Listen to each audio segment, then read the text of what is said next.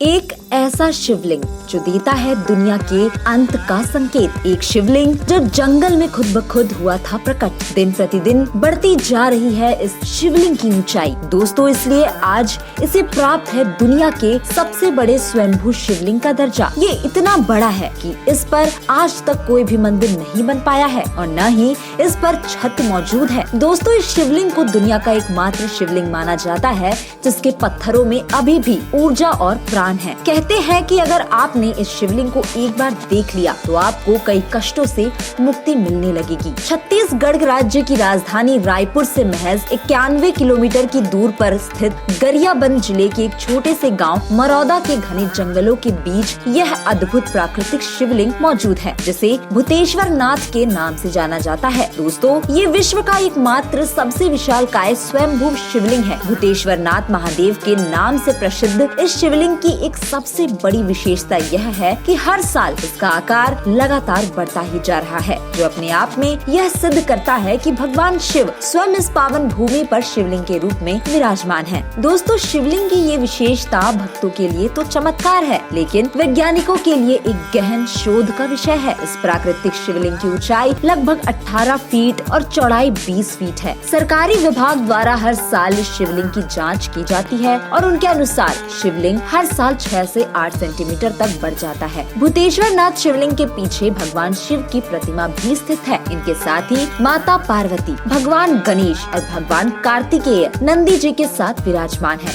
इस शिवलिंग में हल्की सी दरार भी है, इसलिए इसे अर्धनारीश्वर के रूप में पूजा जाता है। इस शिवलिंग का आकार सालों से क्यों बढ़ रहा है, वैज्ञानिक आज भी पता नहीं लगा पाए हैं। दोस्तों, भूतेश्वर नाथ महादेव को भकुरा महादेव के नाम से भी जाना जाता है। छत्तीसगढ़ की भाषा में हुंकारना की ध्वनि को भकुरा कहा जाता है। इस शिवलिंग के बारे में बताया जाता है कि आज से सैकड़ों साल पहले जमींदारी प्रथा के समय पारा गांव निवासी शोभा सिंह जमींदार की यहाँ पर खेती बाड़ी थी।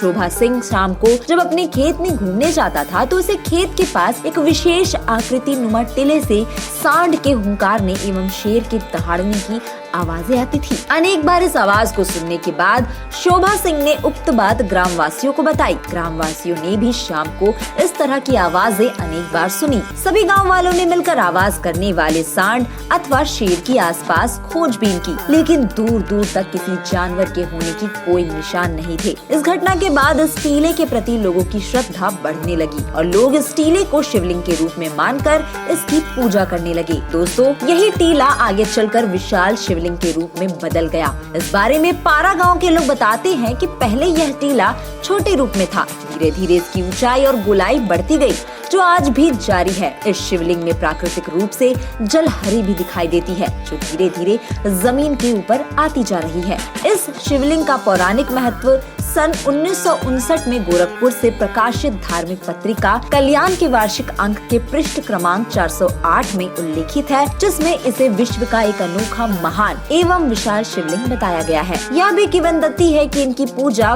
बिंदन वागड़ के झुरा नरेश के पूर्वजों द्वारा की जाती थी। दंत कथा है कि भगवान शंकर पार्वती ऋषि मुनियों के आश्रमों में भ्रमण करने आए थे, तभी यहाँ शिवलिंग के रूप में वे स्थापित हो गए। तो दोस्तों, आप इस अद्भुत शिवलिंग के बारे में क्या सोचते हैं? अपनी राय हमें कमेंट करके जरूर बताएं।